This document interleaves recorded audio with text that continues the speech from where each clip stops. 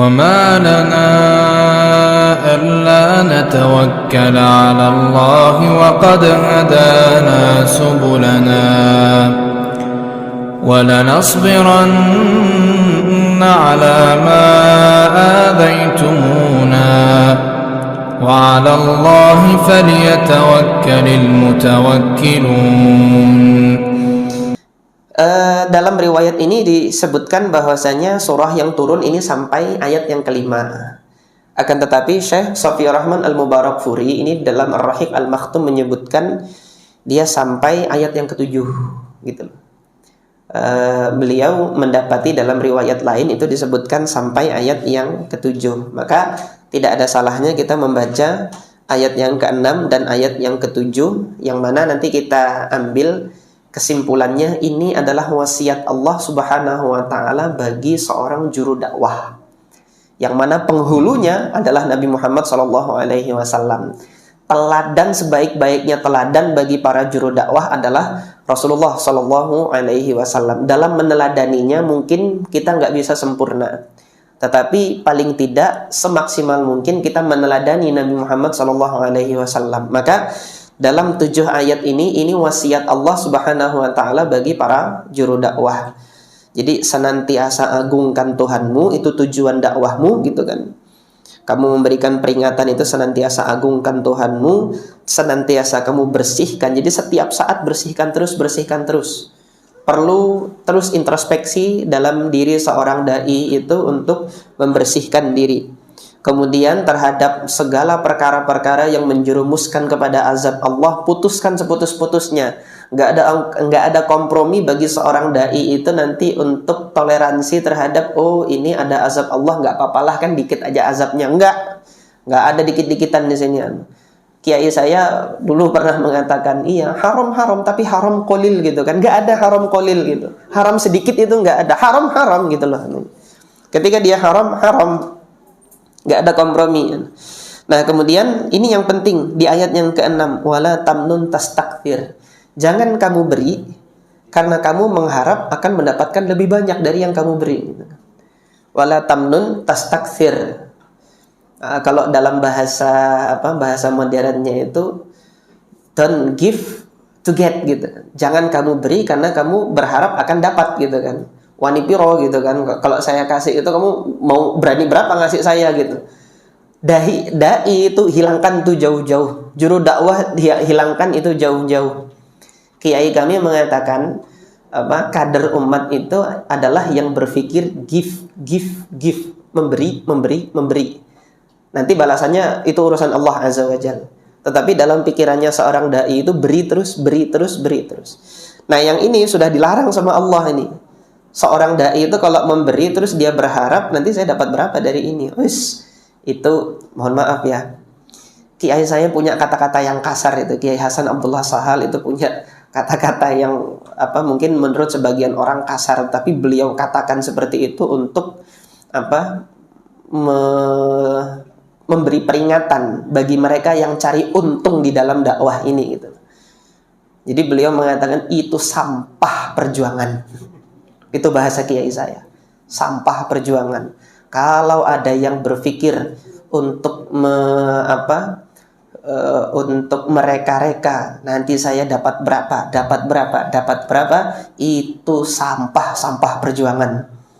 Itu menurut kiai saya. Tetapi benar atau tidak antum nilai sendiri itu anunya. Dan itu menghancurkan perjuangan dakwah.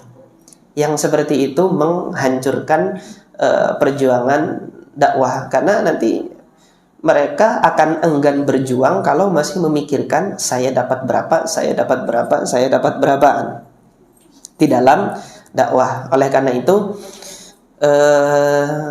nasihat dari guru kami, pesan dari guru-guru kami, kiai-kiai kami, hidupilah dakwah, jangan cari hidup di dalam dakwah.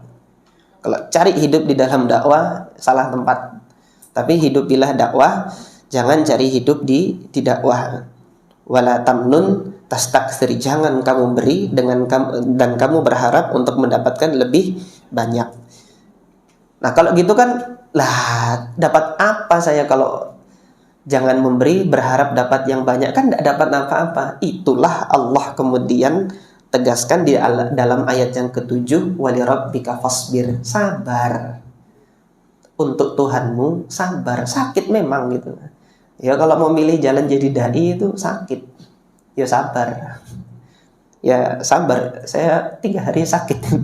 Kemarin nggak ngisi kajian. Ya Allah Subhanahu wa taala kasih sakit, ya saya husnuzan Allah Subhanahu wa taala sedang menggugurkan dosa. Allah Subhanahu wa taala sedang mengangkat derajat seorang hamba. Tetapi itu yang kita nikmati. Faidah mungkin saya sampaikan, Ubay ibn Ka'ab radhiyallahu an itu pernah berdoa kepada Allah untuk minta penyakit. Sebagian besar dari kita kalau sakit minta sembuh, beliau malah minta sakit. Ketika beliau mendengar faidah dari Rasulullah Shallallahu Alaihi Wasallam, sakit kita ini, wahai Rasulullah, ma nahnu minhu. Dari sakit kita ini apa sih yang kita dapati? Kata Rasulullah, kafarah, dia adalah penutup dosa-dosa, kata Nabi. Maka setelah itu Ubay bin Ka'ab berdoa kepada Allah Subhanahu wa taala untuk bisa diberikan penyakit, dengan syarat penyakit tersebut tidak menghalangi dirinya dari sholat 5 waktu berjamaah dan tidak menghalangi dirinya dari jihad fisabilillah. Maka Allah kabulkan itu bagi Ubay bin Ka'ab. Allah kabulkan, beliau dapat penyakit demam. Jadi demamnya itu dilihat oleh para sahabat itu sampai kulitnya itu kering.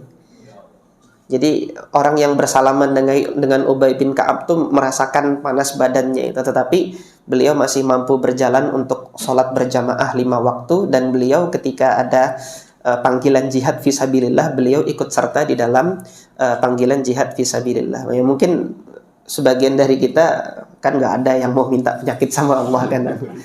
Tapi yang demikian ini adalah pelajaran bagi kita, bahwasanya ketika Allah Subhanahu wa taala memberikan penyakit, rasa sakit, rasa susah, itu bukan karena Allah Subhanahu wa taala benci kepada hambanya, melainkan Allah Subhanahu wa taala sedang memberikan kebaikan terhadap hamba tersebut.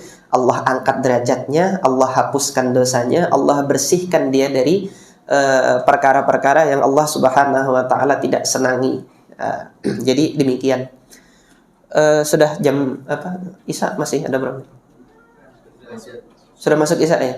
Mungkin ini yang bisa kita ambil pelajarannya dari peristiwa turunnya wahyu yang kedua, dan juga pesan dari apa yang bisa kita pelajari dari surah Al-Muddathir ini. Sebenarnya kalau kita mau mengkaji lebih dalam lagi, lebih luas lagi, ada banyak pesan-pesan yang Allah Subhanahu wa taala siratkan di dalam ayat-ayat Allah ini bagi mereka yang mau mentadabburinya. Jadi silahkan nanti Bapak Ibu sekalian tadabburi sekali lagi surah Al-Muddathir itu. Allah Subhanahu wa taala nanti yang akan membukakan pemahaman kita terhadap Al-Qur'an dan sunnah ini. Ini saja yang dapat saya sampaikan, mudah-mudahan bermanfaat.